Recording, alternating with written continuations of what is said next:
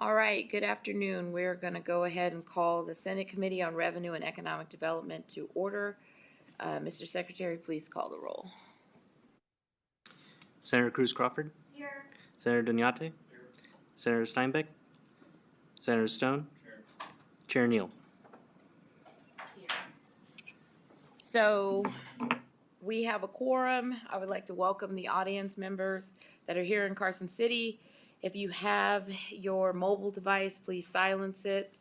If there's anyone down south, we will definitely silence your devices as well. We have 4 bills to hear today. We are going to take them out of order. We are going to hear Assembly Bill 441 first, and then we will go to Assembly Bill 69 and then do the rest of the agenda in order. And so with that, I am going to open the hearing for Assembly Bill 441 and call Ms. Assemblywoman Monroe Moreno to the table.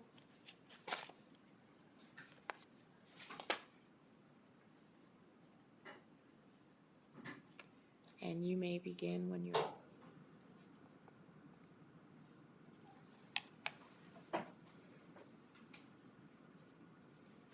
Good afternoon, Chair Neal and committee. For the record, I am Assembly Member Danielle Monroe Moreno, and I proudly represent Assembly District 1 in Southern Nevada. And joining me is Ms. Amanda Morgan. We're here to present Assembly Bill 441, which revises provisions governing the Nevada Education Choice Scholarship Program.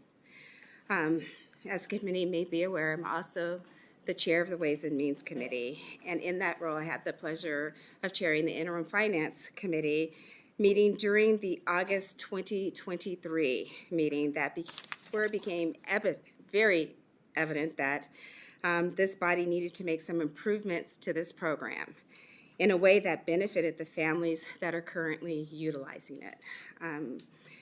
The first thing I want to say is this is in no way, I don't care if people are for the choice scholarships or against the choice scholarships. That's not what this bill is about.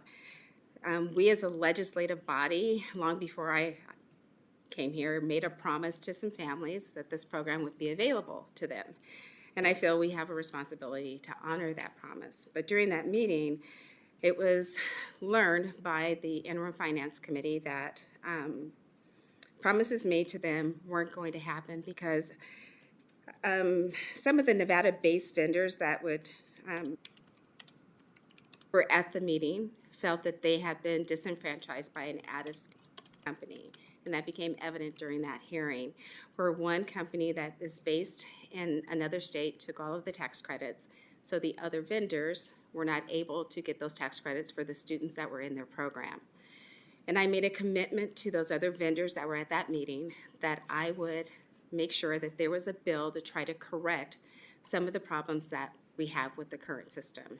And what AB 441 is me keeping that promise, not only to those vendors, but to the children in those families that utilize those opportunity scholarships, otherwise known as vouchers.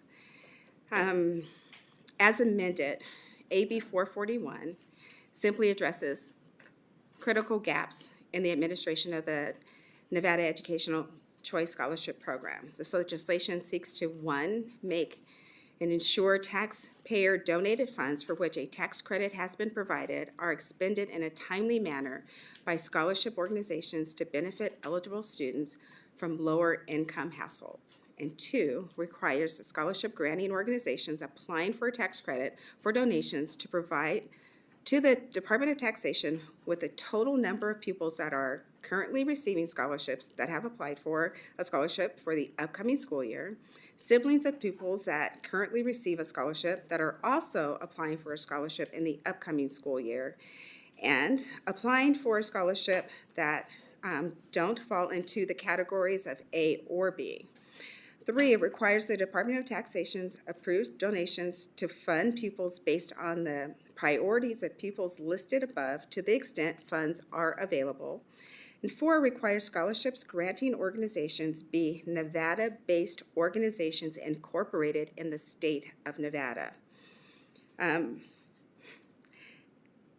Sadly, if you were at that meeting, the out-of-state company that did receive all the tax credits promised the other vendors they would work with them to help their students continue and get the scholarships that should have been available to them. The representative of that organization left the meeting before any of us, and in my conversations with those other vendors, never reached out to them, so their students did not get the scholarships.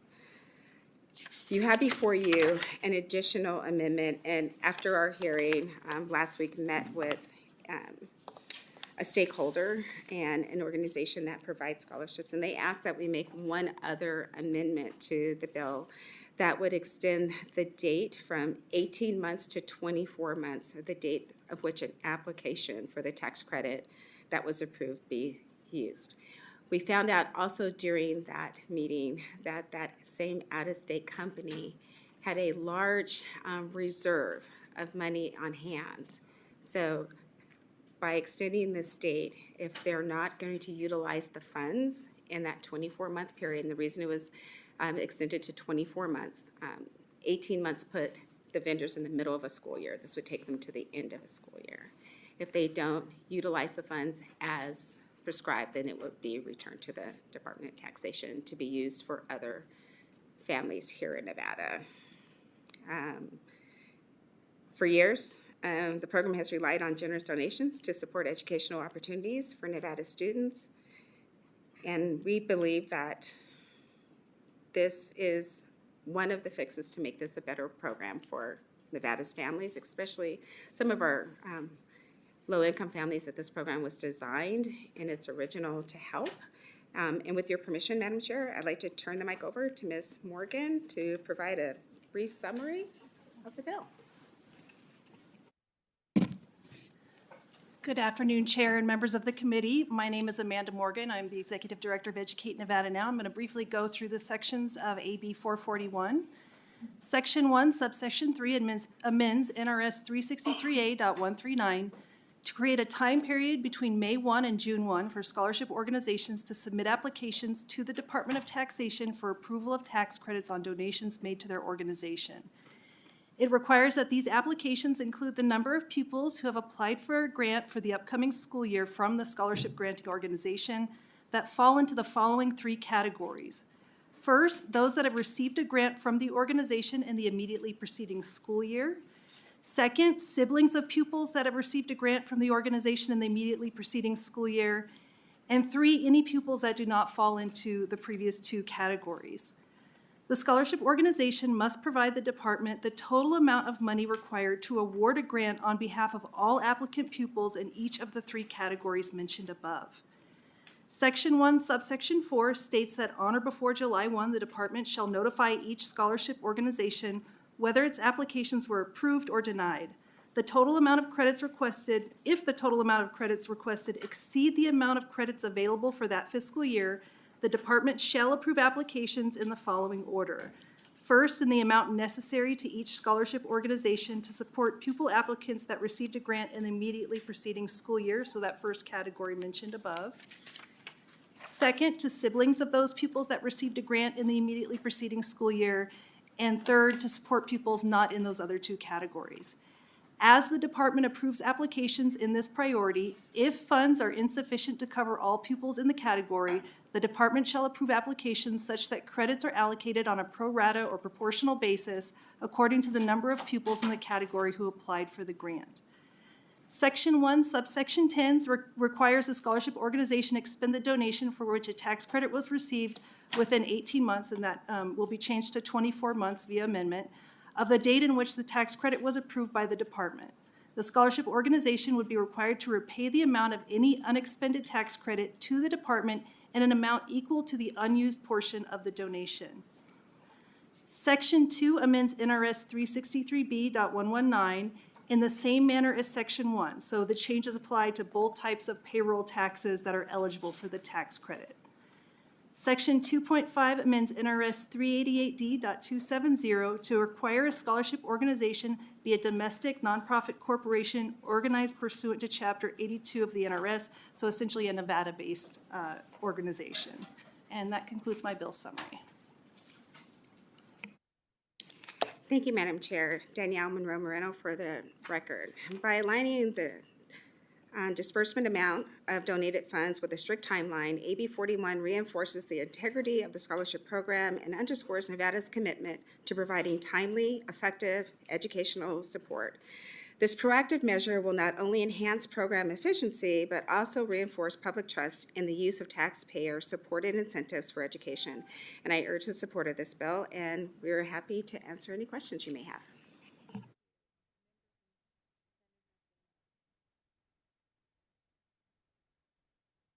Thank you so much, Chair, and thank you so much for bringing this bill forward. I think it's timely and it's definitely needed. I had just a clarifying question, more on the technical piece. Can you, once again, I know you just mentioned it slightly, but there is a consideration of companies that have to be incorporated here in the state. Can you point to what specific section that's in? I'm trying to look for it.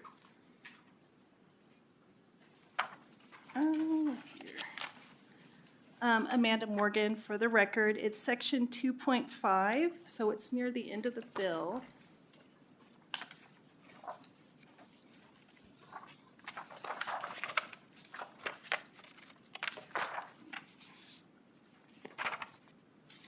Got it. So I think it's line 1 and 2, correct? Is that the one? That's correct. Okay. Can I do a quick follow-up? The only thing that I just, as a flag, maybe I'm just reading too much into the weeds of this. Because we're a state where it's easy to be incorporated, I have a fear that folks are going to find loopholes into it. And so I don't know if there's any tweaks that we have to make sure that their majority of their operations are in this state versus just being incorporated in a state. But again, I don't know if that's too much into the weeds, because I could see a company saying, well, we filed for our LLC here, so we're incorporated here, right, as an excuse for it. So I'm just giving you that as technical feedback. So thank you. Danielle Monroe Moreno for the record, and we would welcome that amendment. Thank you. Senator Cruz Crawford. Thank you. Just a couple questions. So I like the changes. Those are some concerns that I've heard too, is that people are already in the program, don't know if they're gonna get it the second time or the next year, the following year, like that, siblings for families, and the timeline extended to 24 months. Is there anything in the bill, and I searched, and I don't know if I missed it, about the changing of income qualifications, or is that remaining the same? Amanda Morgan, for the record, yeah, there's no changes to income qualifications in this bill. Okay. Thank you. And right now it's is it 3 times or that just not even addressed, so it's not even needed? Danielle Monroe Moreno for the record, that was not addressed at all in this bill. So the statute as it currently stands, all of those requirements were not addressed in this to be changed at all. Thank you.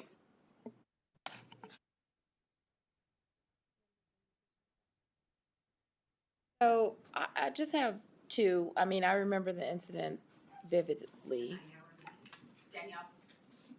Danielle Monroe Moreno for the record, the 9-hour IFC meeting, you remember that one?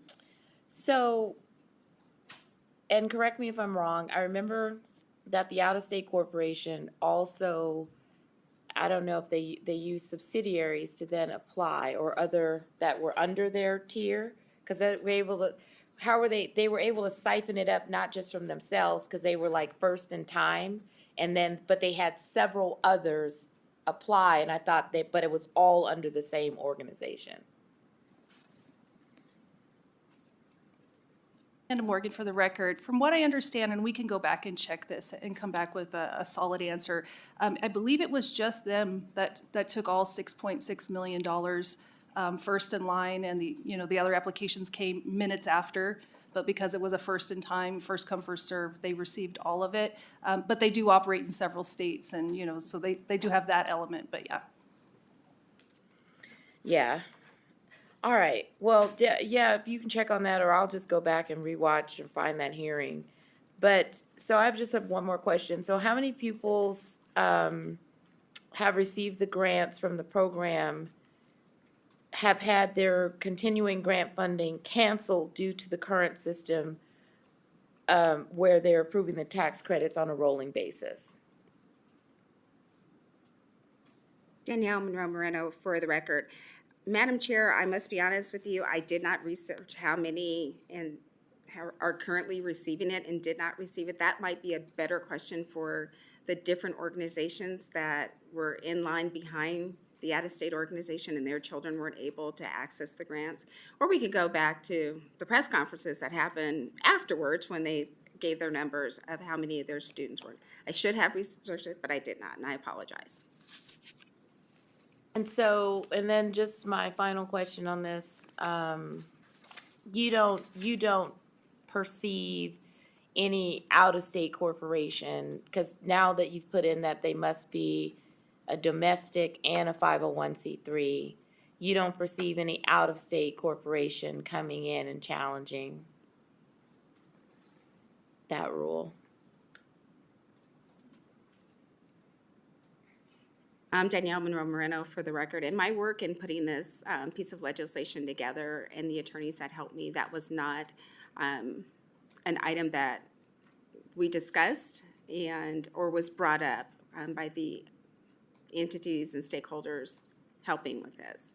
It's a program for Nevada families and requiring tax benefits from Nevada taxpayers.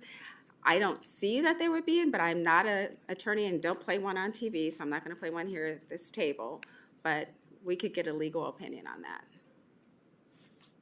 Well, I could just talk to you about it offline. I mean, I get it, protecting Nevada money, but we've tried to protect Nevada money, and out-of-state corporations have gotten it in other places, and it's been a tax credit. I'm just wondering if someone might say, it's privilege and immunities. But anyway, I appreciate the bill. I was there for the trauma of the interesting hearing where basically they were selfish enough to take all the credits and didn't care. So thank you for the fix. And with that, we will open up for folks in support for AB 441. Is there anyone in Carson City in support of AB 441? I got a question for him.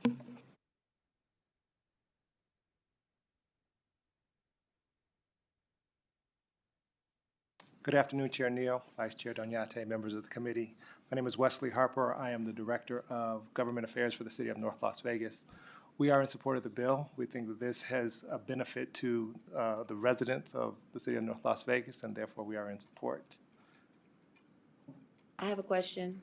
How many charters does North Las Vegas are in North Las Vegas or that North Las Vegas has approved? So, Wesley Harper for the record. We have one charter that the city has been approved to move forward with, and we are in the application stage of that now. And then how many charters, though, are operating within the city? Wesley Harper for the record. I'm not certain. I think it's 2, but don't hold me to it. I am not certain of that number. You guys still have the micro schools? Wesley Harper for the record. Don't know. Thank you. Thank you. Are there any members down south who are there to testify in support of AB 441? Seeing none, we will go to the phone line. Is there anyone on the phone line in support of AB 441? If you'd like to testify in support of AB 441, please press *9 to take your place in the queue.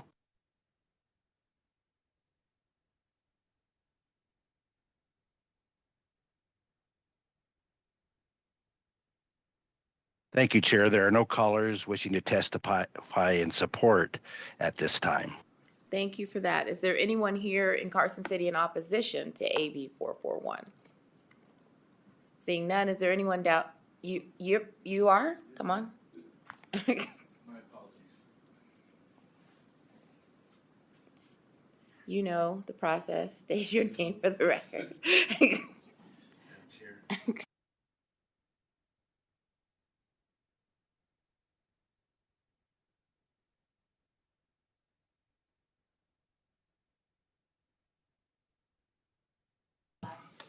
There we go. There's a few changes since I've been here. There we go. Thank you, Madam Chair, to the chair and to the members of the committee. It's a pleasure to be before you this afternoon. And I am Maurice Washington. I represent Americans for Prosperity, and we do stand in opposition to AB 441. We appreciate the author's intent to try to correct a situation that seems non-tenable or not tenable to opportunity scholarships, but our opposition stands on a couple of fronts. One is the flexibility that it takes away from parents to actually choose the appropriate educational facilities or apparatus to put their children in. It removes that flexibility by the sections that are in the bill, Section 1 and Section 2, which deals with the tax credits, putting a timeline on it for 18 months, which arbitrarily puts a wall up and puts an onus on those organizations and those donors, at least the organizations, to use those funds within 18 months, or those funds revert back to the Department of Education.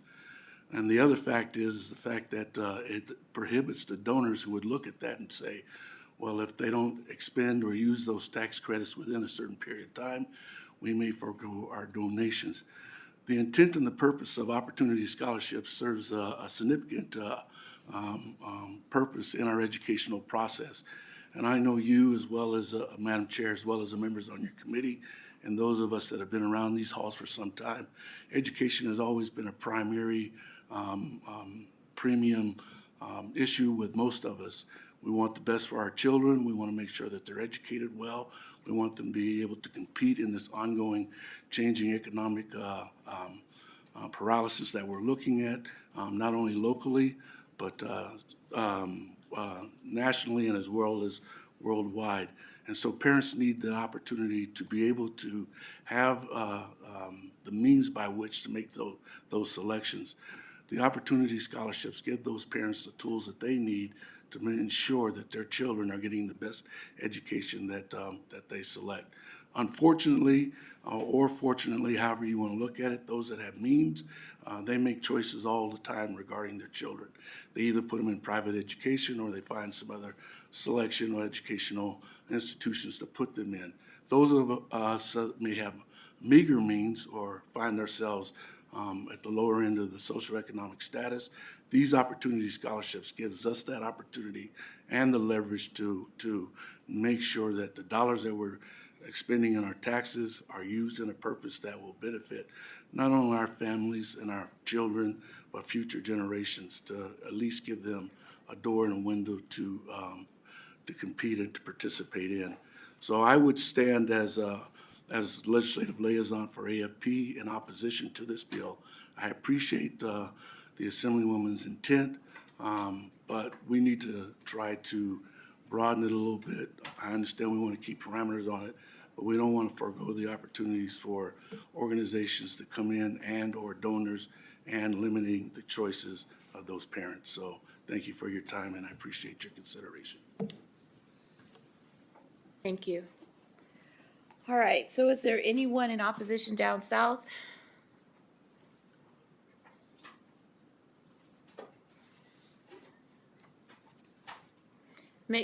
Make sure to state your name for the record. You may proceed.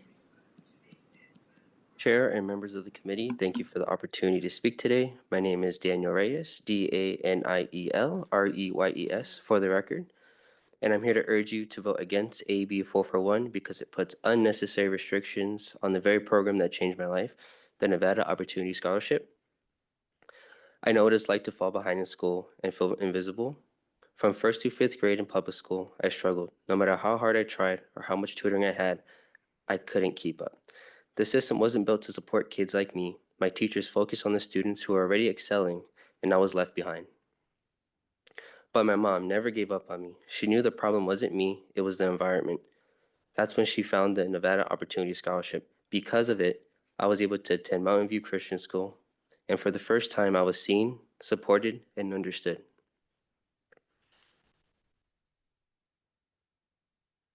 Within a month, my grades shot up. I started to love learning. I got back on track, not just academically, but emotionally. Today, I'm proud to be a first-generation college graduate from the University of Nevada, Las Vegas. That opportunity came from a tax credit scholarship. Without it, my story might have ended very differently. AB 441 threatens the program's ability to serve more students by imposing burdensome requirements on scholarships, organizations. Many of these are small, grant-serving nonprofits that simply do not have the staff or resources to meet extensive data and reporting demands. These requirements would significantly increase workloads and divert time and energy away from supporting students. Please don't take that option away from Nevada families, especially low-income ones. School choice gave me hope, dignity, and a future. Every child deserves that same chance. Please vote no on AB 441. Thank you. Thank you. Next. Thank you, dear members of the committee. My name is Carla de Leon, spelled Karladeleon.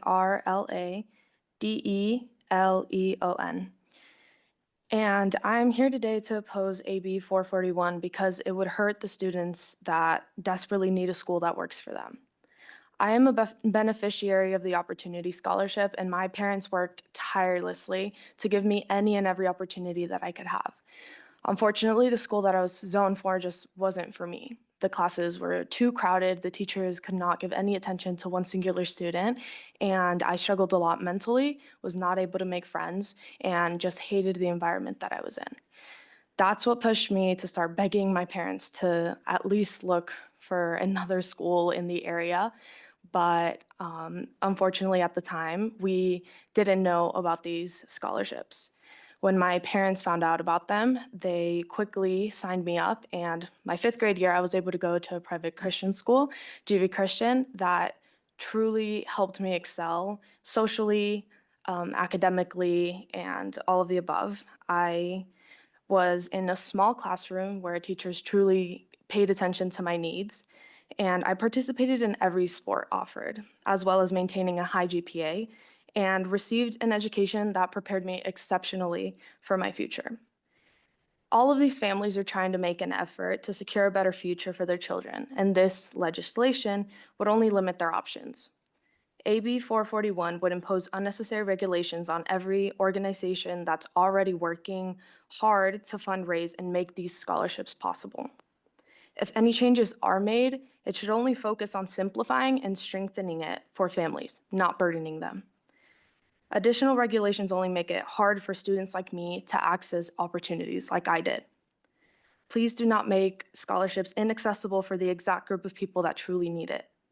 The Opportunity Scholarship Program was life-changing for me, and instead of limiting this program, I urge for more funding for it. This scholarship has the power to change lives, and I would never want any other student or family to miss out on it. Please vote no for this harmful legislation. Thank you. Thank you. Is there anyone else down south in opposition? Please state your name for the record. Hello, my name is Valeria Gur, Balerigurr, and I'm here respectfully to express my opposition for AB 44. I do appreciate Assembly Member Daniel Moreno in changing the 5 to 24 months. I know it was 18. And I know that while I'm in a position, I want to explain that I'm in a position of the burden that will be added to the small nonprofits that operate in the state, requiring the scholarship organizations to submit detailed student data to the Nevada Department of Taxation. It will significantly slow down the application process.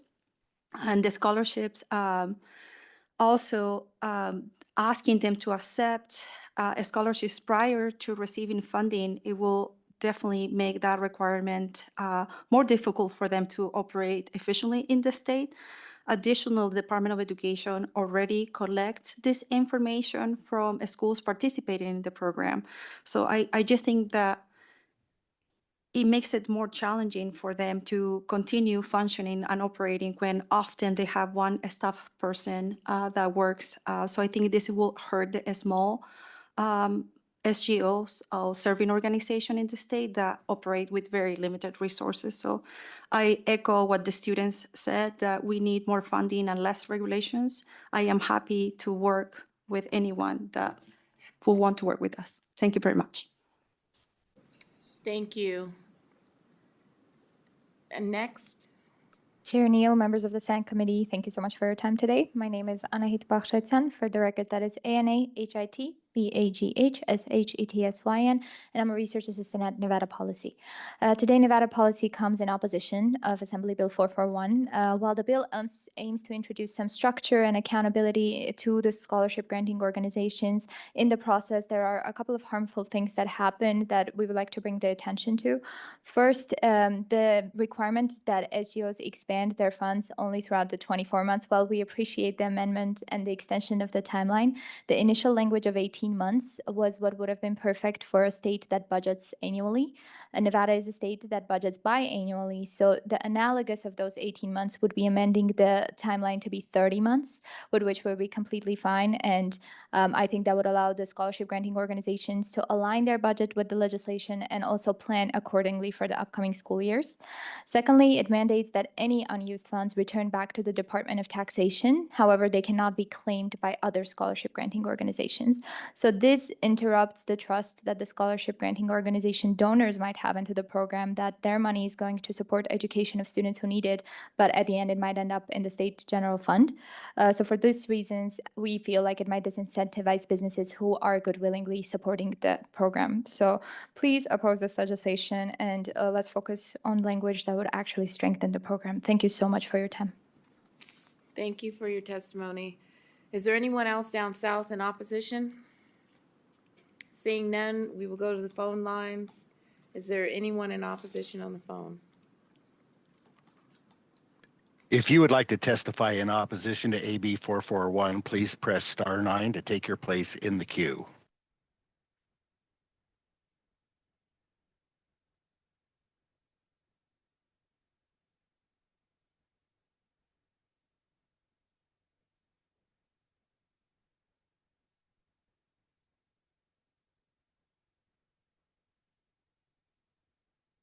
Caller with the last 3 digits of 090, you are ready to go. Thank you, Chair and members of the committee. My name is Erin Phillips, and I represent Power to Parent, the largest parent advocacy organization in Nevada. I'm here in strong opposition of AB 441. While we understand the desire for greater oversight of the Opportunity Scholarship Program, this bill creates significant unintended consequences that could destabilize the very support low-income families rely on to keep their children in quality schools. Most concerning is the new requirement that scholarship organizations must spend 100% of the tax credit donations within 24 months or return the money to the state. This provision undermines the ability of SGOs to responsibly budget for a student's full K-12 education. Many of these children enter private schools in elementary or middle school, and families count on consistent funding through graduation. Removing the flexibility to carry reserves forces SGOs to live year to year, putting every student at risk of being pulled from their school midstream due to funding uncertainty. We've already heard testimony that one SGO has $13 million in reserves. That's not mismanagement, that's responsible planning to keep promises to families. If this bill passes as written, the model becomes unsustainable. Further, this requirement could have a chilling effect on donors. Businesses are less likely to contribute if they know unused funds might be forfeited, not because of fraud or neglect, but because of an arbitrary spending timeline that ignores the real world needs of students and schools. AB 441 doesn't just weaken a scholarship program, it risks breaking trust with families who made a life-changing decision based on the promises of multi-year support. Please oppose AB 441 and work towards reforms that protect both fiscal accountability and educational stability. Thank you.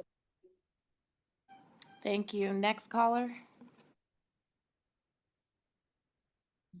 Good afternoon, Chair and members of the committee. I'm Kimberly Fergus, FERGUS. I rise in strong opposition to AB 441. While this bill attempts to address administrative issues within the Nevada Educational Choice Scholarship Program, it completely misses the mark. The real problem is not how we distribute limited tax credits. It's that we continue to deny school choice to Nevada families.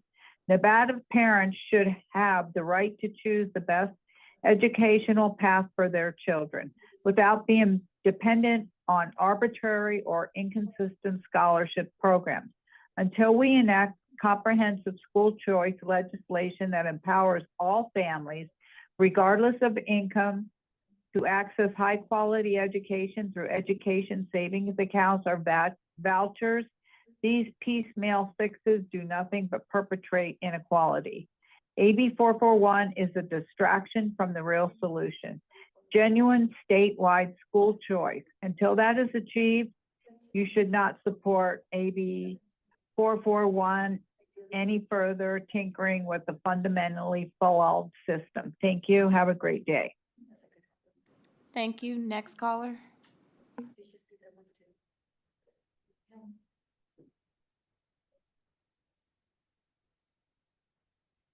Cyrus Hojjati, Hojjati. I'm calling in opposition. I will ditto. Thank you. Thank you. Is there anyone else in opposition on the phone for 441? We have one additional caller, Chair. Thank you. Caller, you may proceed.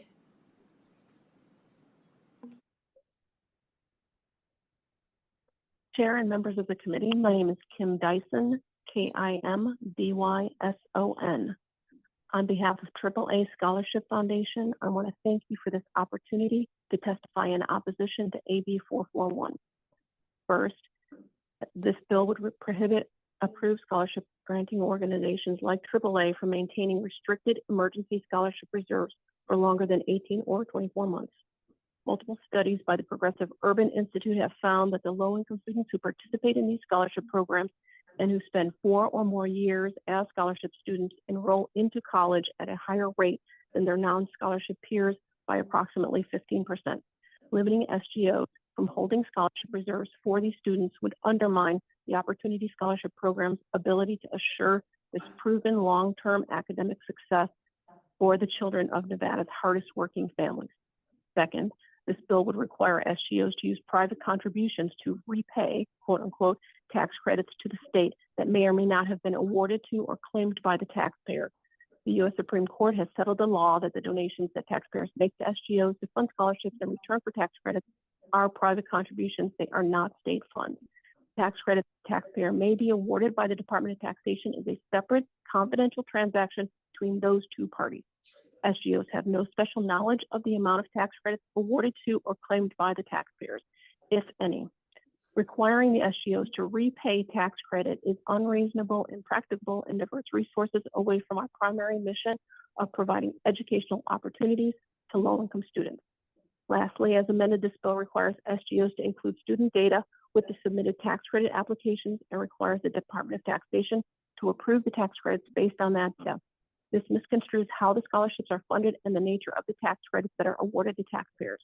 The tax credit applications that the SGOs submit are from Nevada taxpayers based on their modified business tax liability. The SGOs do not apply for tax credits, nor are we granted tax credits. The student data to be submitted by this amendment is already provided to the Department of Education by the SGOs. Expanding the role of the Department of Taxation to also managing student data rather than remaining focused on managing tax credits is inadvisable. At AAA, we support the individual efforts of our scholarship families towards upward mobility. We ask that you vote for the children of Nevada's hardworking families who benefit from Opportunity Scholarships and for their future. Please vote no on AB 441. Thank you for your time and consideration. Thank you. If you have recently joined and would like to testify in opposition to AB 441, please press *9 to take your place in the queue.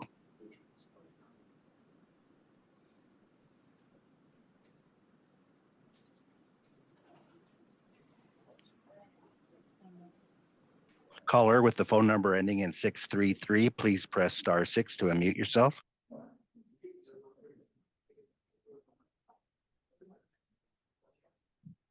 Please unmute your phone and go ahead, caller. Hello. Good afternoon, Chair and members of the committee. My name is Gabriela Escudero, Gabriela Escudero. I am testifying today and speaking in opposition to AB 441. As a mother, I understand the importance opportunity scholarships play in supporting our children's future.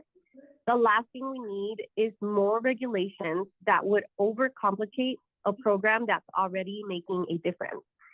There are 1,600 students currently benefiting from this program, many of them low-income families. As a mother of 4, I respectfully ask you to continue supporting this life-changing program. Thank you. Thank you. I believe that is our last caller. We will move to anyone here in neutral of AB 441. Is there anyone in Carson City in neutral? Seeing none, is there anyone in Las Vegas? Is there someone on the line? No. Is there anyone in Vegas in neutral AB 441? Okay. So seeing no one in neutral in Vegas, is there anyone on the phone line in neutral? If you'd like to testify in neutral for AB 441, please press *9 now to take your place in the queue.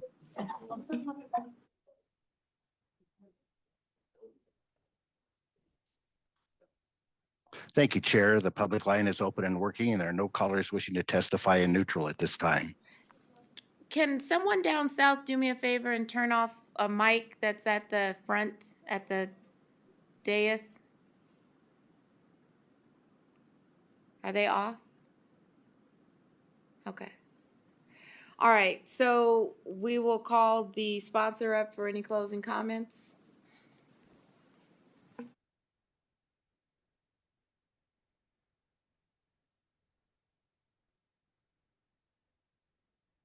Thank you, Chair Neal and committee. Again, Danielle Monroe Moreno for the record, and thank you to the students. Unfortunate that they left the room in Las Vegas for providing their testimony, and I appreciate their comments. Again, I want to reiterate, there was nothing in this bill about cutting off the opportunity scholarships for any student. It was simply brought addressing the concerns of the SGOs that were in the room at that 9-hour IFC hearing, and the concerns that I heard from the parents from not just my district, but throughout the state, when their children were not able to continue with the opportunity scholarships because the tax credits have been taken by one organization.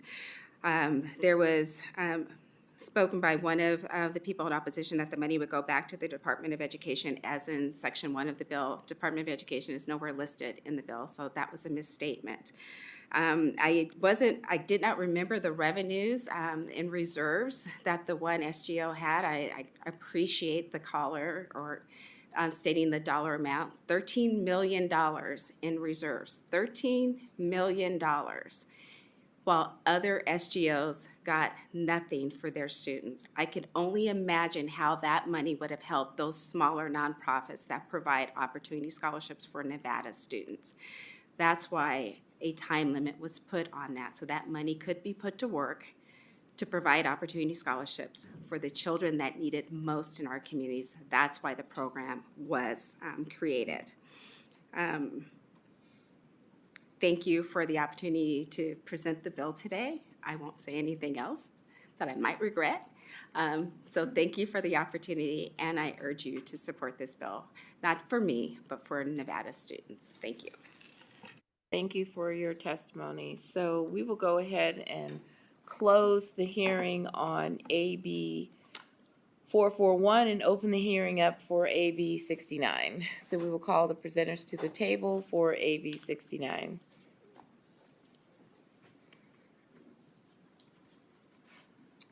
State your name for the record and you may proceed.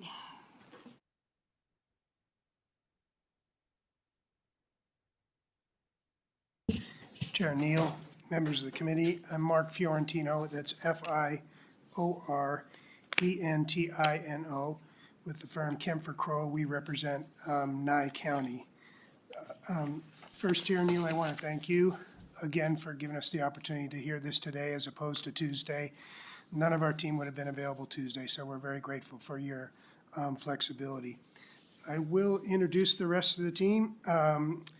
Most of them are in Las Vegas.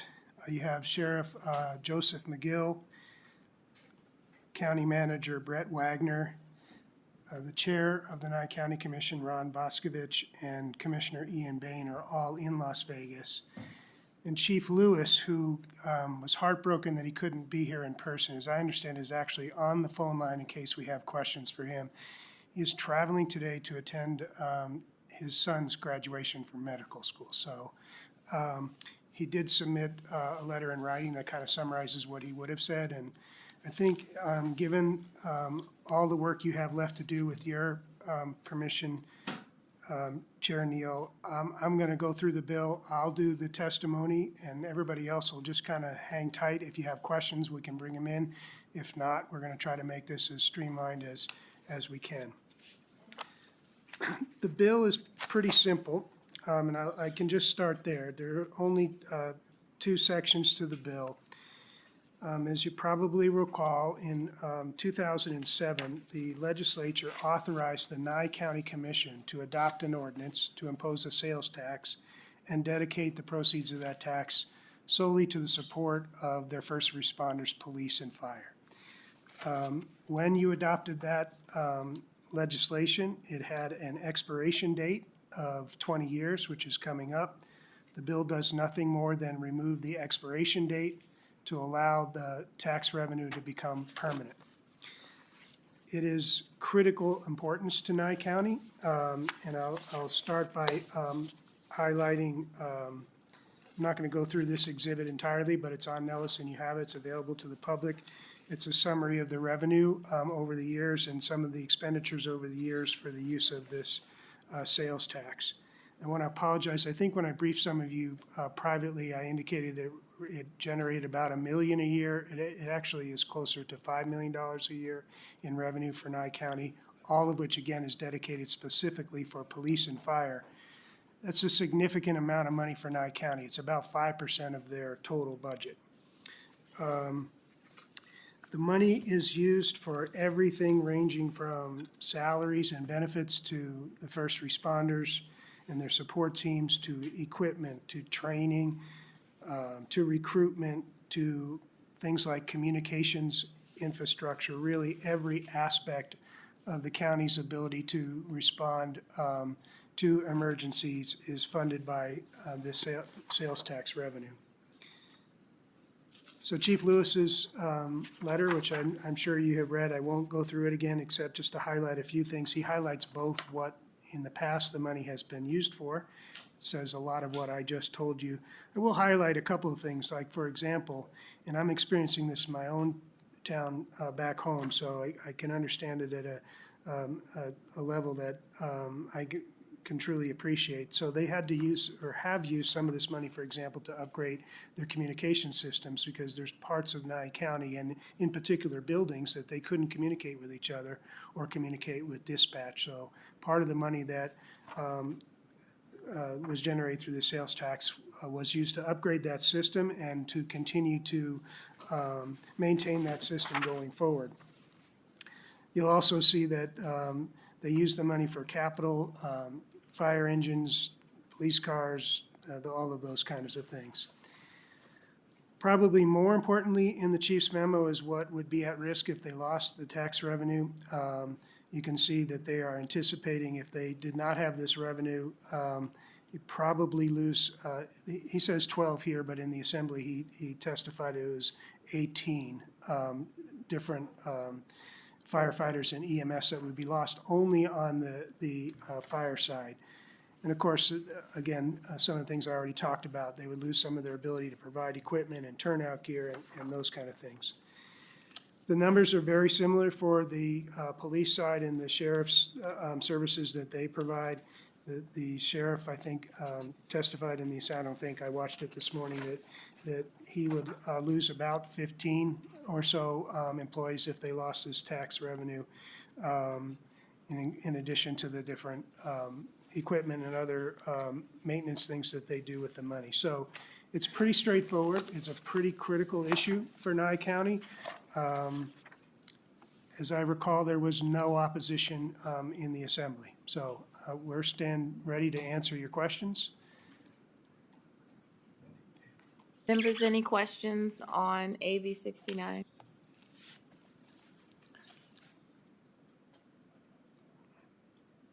Okay, seeing no questions, we will then go ahead and open up for support.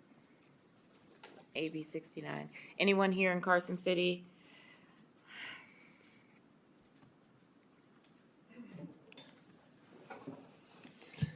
Good afternoon, Madam Chair, committee members. My name is Todd Inglesby, the president of Professional Firefighters Nevada. We just want to thank the bill sponsor. I think Mark explained it to you pretty well. This would decimate our fire department out there. It would almost cut our department in half already. They are short-staffed with the current call volume that they are. The transporting that they do from Nye County all the way into Las Vegas removes them already at 2 to 4 hours at a clip just by doing that. Not only to mention what it would do to our fellow first responders, our police force, by cutting them in half. This would create an unsafe environment for all the constituents in the area. And we support this bill and be happy to answer any questions. I don't think there's any questions. So we will go down south in support of AB 69. You can state your name for the record. Good afternoon, Chair. Sheriff Joe McGill from Nye County Sheriff's Office. I just wanted to speak in support of this bill. This is critical for the more rural agencies. We are very underfunded simply because of our lack of revenue through other sources. And this fund, this sales tax has become very beneficial to us. We use this money to purchase our body cams and our car cams when that became mandatory. That was the only way that we could afford to do that, was with this revenue source. There are many things that we use this for that otherwise we would not be able to continue the services that we do provide. So I would ask you that you vote in favor of continuing this and remove the expiration clause. Thank you. Thank you for that. Next. Yes, Brett Wagner for the record, this county manager for Nye County. A lot of, what I could say has been said. It is crucial, I would add that word to it, that this tax remains in place. We're very reliant on it, as the sheriff and the fire chief said in his statement. We are a very rural county. We have very rural towns. And frankly, if we were to lose the personnel that we would lose without this funding, we would be in a very critical state. So I definitely urge you to please support this. Thank you. Thank you for your testimony. Is there anyone else down south in support? Seeing none, we will go to the phone line. Is there anyone in support for AB 69? If you'd like to testify in support of AB 69, please press star 9 to raise your hand in the queue.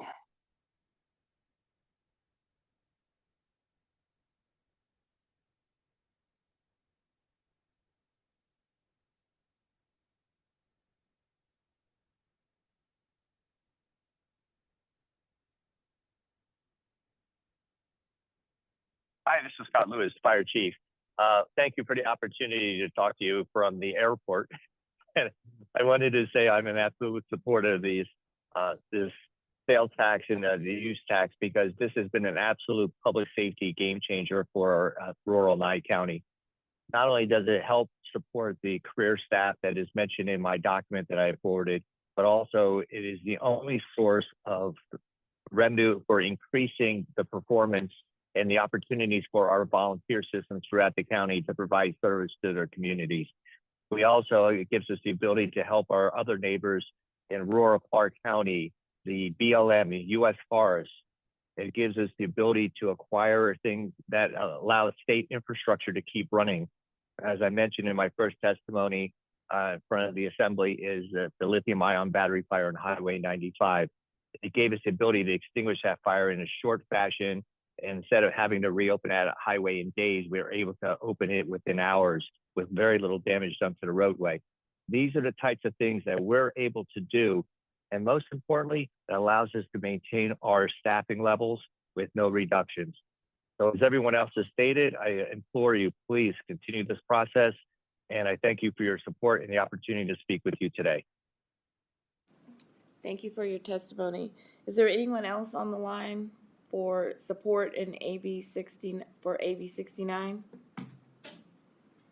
Thank you, Chair. There are no other callers in support at this time. All right, so is there anyone here in Carson City in opposition of AB 69? Is there anyone down south in opposition of AB 69? We will move to the phone line. Is there anyone in opposition of AB 69? If you'd like to testify in opposition to AB 69, please press *9 to take your place in the queue.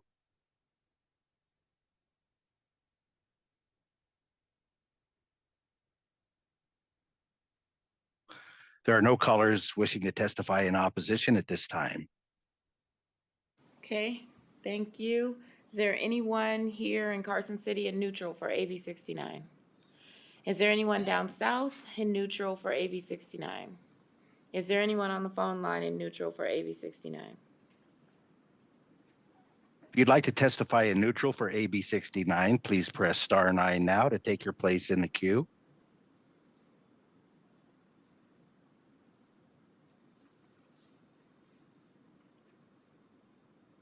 Thank you, Chair. There are no callers wishing to testify in neutral at this time. Okay, thank you for that. Sponsor, any closing remarks?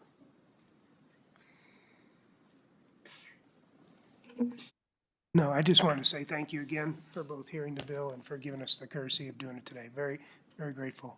You know where to find us if you have questions. Thank you. All right, so we will go ahead and close the hearing on AB 69 and open the hearing for AB 277 and call the assemblymen to the table. All right.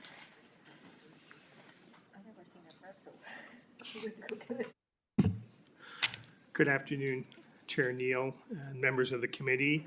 For the record, my name is Richard DeLong. I represent Assembly District 26 in Washoe County, and I'm here to present Assembly Bill 277, which revises provisions relating to the confidentiality of information relating to the tax on the net proceeds of minerals of the state.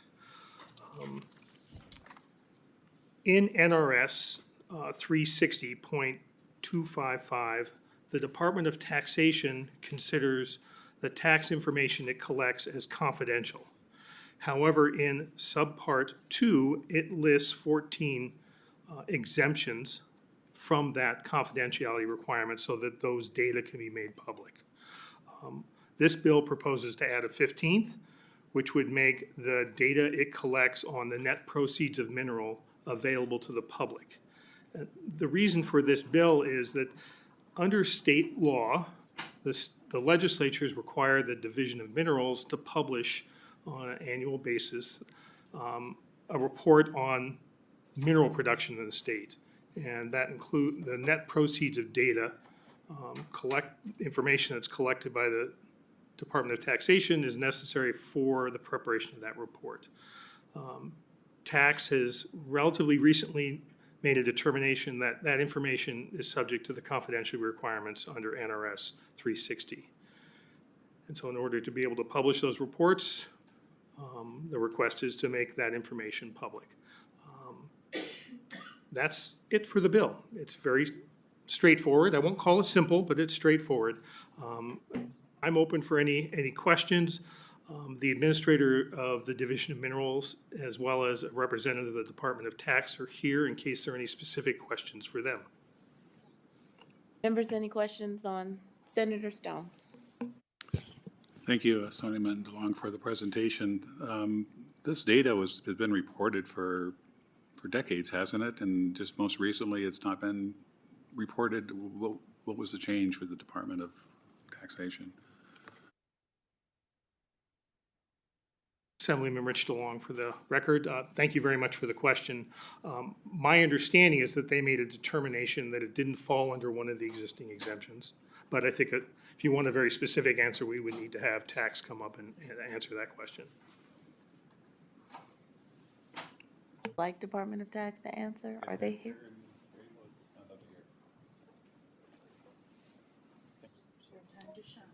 Good afternoon, Chair Neal. Shelley Hughes for the record, Executive Director for the Department of Taxation. Yes, there was a change. We were publishing this information and our Deputy Attorney General had reviewed what we were publishing and told us we were in violation of NRS 36255, that the bulletin did not meet any of the exemptions. Members, any additional questions? Seeing none, we will open up for support for AB 277.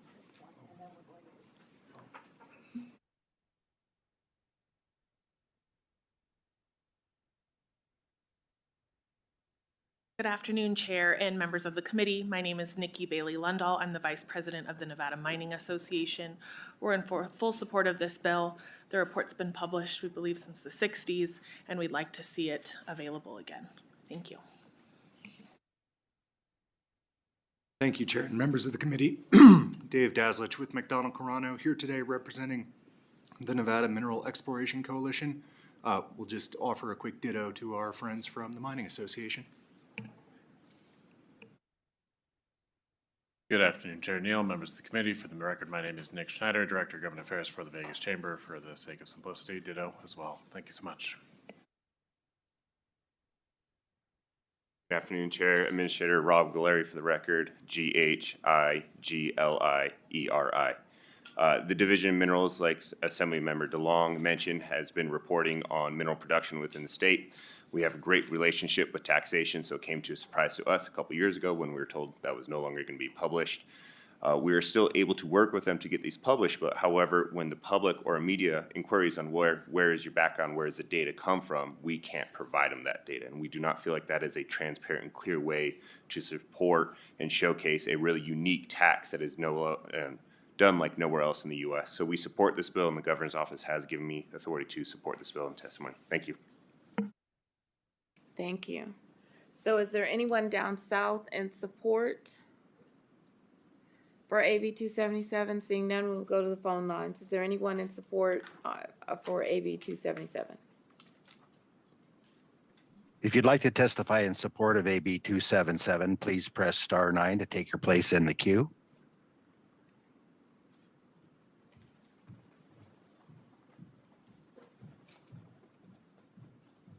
Good afternoon, Chair and members of the committee. I'm Kimberly Fergus, F-E-R-G-U-S. As I ditto all the others that have testified, I rise in strong support of this bill, AB 277. This bill is not about imposing new taxes or increasing existing ones. Instead, it focuses on enhancing transparency by allowing the Department of Taxation to disclose specific information related to the net proceeds of minerals extracted in Nevada. By aligning these disclosures with existing standards for other tax-related data, AB 277 ensures greater oversight and accountability without imposing additional financial burdens on businesses. This measure maintains confidentiality while permitting necessary disclosures to uphold accurate assessments and regulatory compliance. AB 277 is a practical step towards safeguarding physical integrity without cutting new taxes or fees. I urge your support for AB 277. Thank you. Is there anyone else on the phone line in support? Thank you, Chair. There are no others wishing to testify in support of AB 77 at this time. Okay, so we will move to opposition testimony for AB 277. Is there anyone here in Carson City in opposition?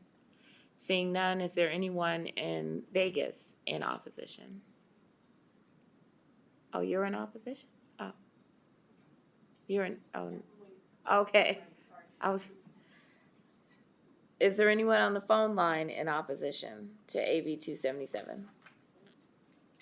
If you'd like to testify in opposition to AB 277, please press star 9 to take your place in the queue.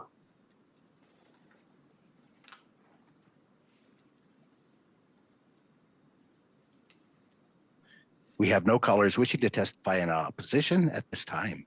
Okay, thank you for that. So we will move to neutral in Carson City.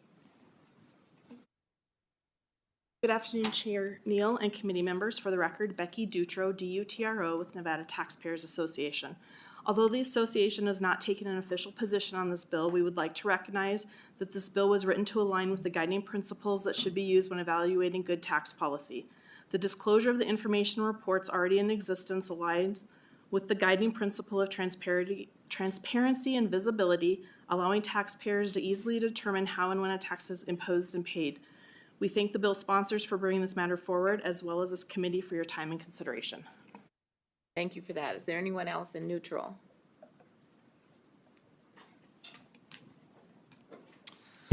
Thank you, Chair. Jeff Mitchell with the Nevada Department of Taxation. Just wanted to express that we are in neutral of this bill. We currently still produce this information internally and have the net proceeds bulletin ready to be published. And as soon as we're able to, we look forward to it. Thank you for that. So is there anyone down south in neutral? Seeing no one, is there anyone on the phone line in neutral?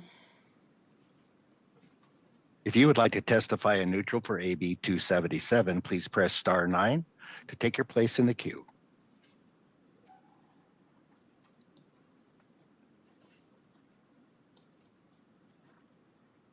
There are no callers wishing to testify in neutral for this bill at this time. Thank you. Okay, thank you for that. So any closing comments?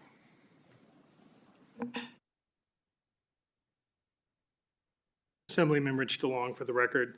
Chair Neal and committee, thank you very much for your time hearing the bill, and I encourage you to support it. Thank you very much.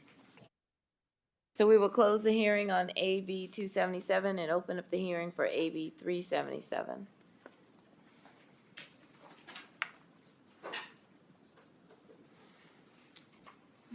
And when you're ready, you may begin.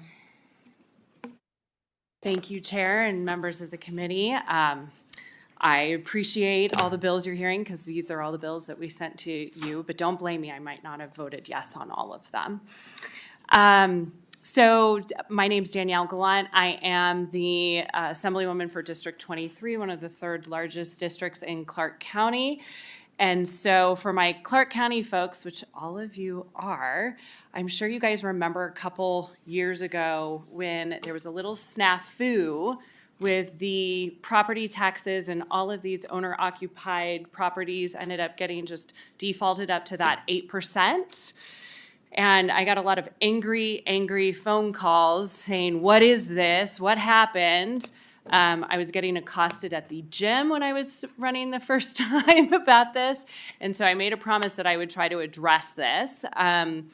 I had one particular idea last session. It didn't quite come to fruition, so we kind of went back to the drawing board and figured out something a little bit more streamlined.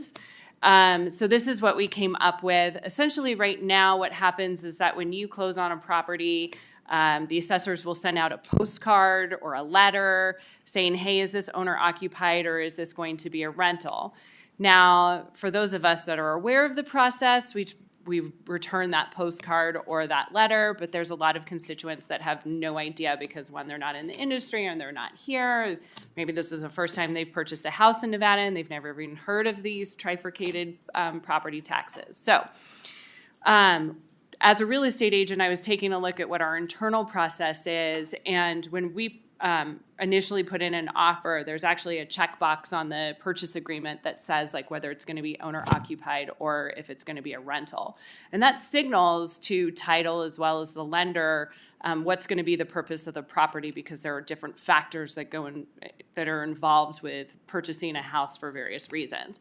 So I met with the assessors over the interim, and we really talked about how we could streamline this, and we all thought that it would be a whole lot easier if we would just get rid of that postcard process And when we record with the declaration of value, we will add a checkbox to say what is going to be the intended purpose for that particular property, so that internally the assessors and the Department of Taxation can communicate and not have to worry about sending postcards, incurring mail, postage, labor, time. It just gets very messy. So this is the genesis and the formation of this bill. If I'm happy to answer any questions, or if you want me to go through the bill, Chair, it's totally up to you. Any questions? Senator Steinbeck. Thank you for presenting this and bringing this bill forward. So I guess my question would be, what happens when the purpose of the property changes, but you don't have a change of ownership? Correct. Great question. Danielle Gallant for the record. So currently, as it stands now, it is based on, somebody just self-reporting, okay? And if somebody only owns one property in Nevada, it's very difficult to track currently, this process is not going to solve that problem, okay? However, if people are on the up and up and they only own one property in Nevada, the loan, they have to disclose that to the lender. And so it's mortgage fraud if they don't disclose. So there's going to be bad actors. I'm not going to, shy away from that. However, if you own two properties in Nevada, it automatically triggers with the assessors that says, hey, there's two properties, and we need to know which one is your primary residence. So then that way your primary residence is capped at 3%, and then your, subsequent homes are capped at 8%. Now, being a landlord myself and managing hundreds of landlords, one of the things that is a common practice is that, and I just did that this summer because we moved. So my primary home turned into a rental and we moved into a new home. I quit-claimed my old primary home into my LLC to reduce my liability. So now you catch it at recording. Thank you. Yes. Thank you for the question. It was a good one. Yeah, so is this, I just have, well, it's really two questions. The first one, this reduced the cost for the assessors, correct? Danielle Gallant for the record, yes, that is correct. So now, so I don't know how much it costs them to do it, but what does this cost them now? Danielle Gallant for the record, I have asked that question and I still have not gotten an answer to it. Okay. And then my second question, it just made me think about when you talked about that it's triggered when they have the two properties. So it would also be triggered if one of the properties is then an investment property. Danielle Gallant for the record, absolutely. So you cannot have your primary residence in an LLC. You can have it in a trust, but you can't have it in an LLC. So any time that you're going to be changing recording or changing ownership, you're going to have to record. And it is, when you're doing your declaration of value, it is under, penalty and perjury. So you have to make sure that you are telling the truth on those filings. Thank you for that. So seeing no additional questions, we will go ahead and open up for support for AB 377.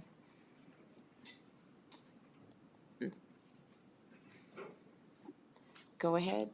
Good afternoon. For the record, my name is Vincent Guthrow. I serve as the Executive Director of NACO, or the Nevada Association of Counties. My last name is spelled Guthreau. First name is Vincent, Vinson. We are in support of this measure. We helped the sponsor sort of develop this form piece that would be a self-reporting item. We do believe it is a good customer-facing mechanism to sort of streamline the approach, and I know the county departments are in favor. Thank you so much. Is there anyone else in Carson City in support of AB 377? Seeing none, is there anyone down south in support?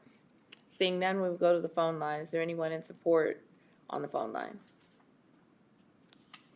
If you'd like to testify in support of AB 377, please press star 9 now to take your place in the queue.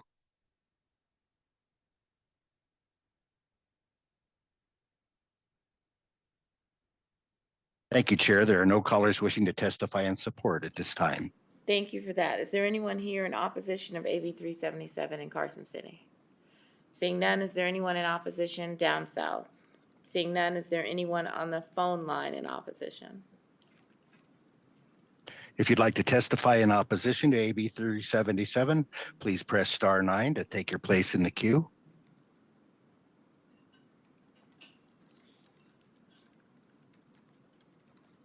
Thank you, Chair. You have no callers wishing to testify in opposition at this time. All right, so we will move to neutral in Carson City. Chair Neal and committee members, for the record, Becky Dutro, DUTRO, Nevada Taxpayers Association. This is a helpful bill that advises people of their tax rights, specifically property tax abatement eligibility. It also makes the process more seamless and efficient for taxpayers and county assessors with the adopted amendment. This will address an existing issue that arises during a property title transfer. Often taxpayers are unaware they must take proactive steps to ensure their property tax cap percentage is applied correctly. We thank the bill's sponsor for bringing this matter forward, and thank you for your time and consideration of this bill. Is there anyone else in neutral in Carson City? Seeing none, is there anyone in neutral down south? Seeing none, is there anyone on the phone line in neutral? If you'd like to testify in neutral for AB 377, please press star 9 to take your place in the queue.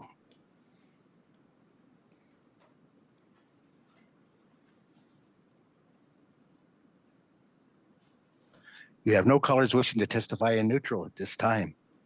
Okay, so would the sponsor have any seeing no closing remarks, we will close the hearing for AB 377. That concludes our business. We will open up for public comment. Is there anyone here in Carson for public comment? Seeing no public comment, is there anyone down south for public comment? Seeing none, is there anyone on the phone line for public comment? If you would like to provide public comment, please press star 9 to take your place in the queue.